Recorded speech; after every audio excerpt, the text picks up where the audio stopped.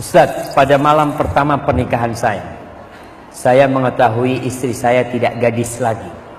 Saya melanjutkan pernikahan untuk menjaga aib dia dan keluarga dia di masyarakat. Tapi sampai saat ini sakit itu masih terasa terus. Mohon nasihatnya. Sakit apa nih? Sakit hati ya. Ma'asyiral muslimin wal muslimat rahimakumullah.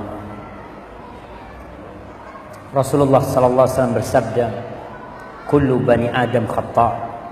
Semua anak Adam itu berbuat salah. Nah, nggak ada yang nggak berbuat salah. Ada yang terjerumus dalam dosa besar, ada yang terjerumus dalam dosa kecil.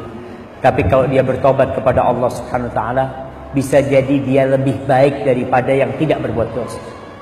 Allah ketika menceritakan tentang penghuni surga di surat Ali Imran ayat 132 kalau nggak salah, Allah mengatakan walladzina idza fa'alu fahishatan aw zalamu anfusahum dzakarullaha fastaghfaru lidzunubihim wa man yaghfirudz dzunuba illallah wa lam yusirru ala ma fa'alu wa hum ya'lamun.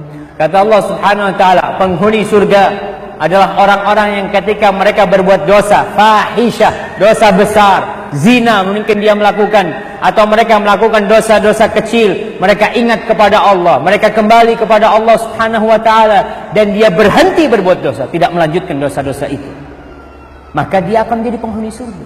Kalau istri kita tidak perawan lagi, mungkin karena dia dulu ya pergaulannya nggak benar, atau mungkin dia diperkosa, dia ditipu macam-macam, kemudian istri kita bertobat, cukup.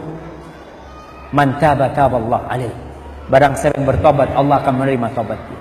Kalau istri kita bertobat, dan itu akan menjadi kehormatan kita ketika kita menutupin aibnya, karena dia sudah tobat, dia sudah kembali kepada Allah Subhanahu wa taala.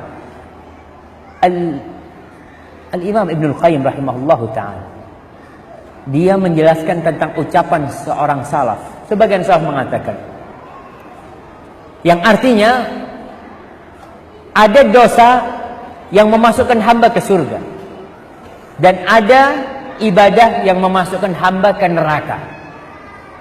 Kok bisa? Kata beliau menjelaskan, ada orang yang berbuat dosa kemudian dia menyesali perbuatan dosanya. Dosa itu menghantui dia, ada di depan mata dia, terus dia takut dengan dosa itu, takut nggak diampuni sama Allah. Dia terus beramal, mendekatkan diri kepada Allah, sampai akhirnya dia masuk surga. Tapi ada orang yang berbuat ketaatan kepada Allah, lalu dia bangga, dia merasa baik, merasa orang lain rendah, ujub. Akhirnya ujub dia, kebanggaan dia dengan ibadah itu membuat dia masuk neraka. Maka kalau dikatakan tadi nih, kalau istri antum udah nggak gadis tapi dia sudah bertobat kepada Allah, lanjutkan dan semoga diberkahi oleh Allah Subhanahu wa taala, karena kesabaran antum menghadapi dia. Dan si wanita itu juga harus berterima kasih kepada suaminya yang menjaga kehormatan dirinya dan tidak membuka aibnya. Tapi kalau istri kita udah nggak perawan tapi masih nggak tobat, ya jangan, hati-hati.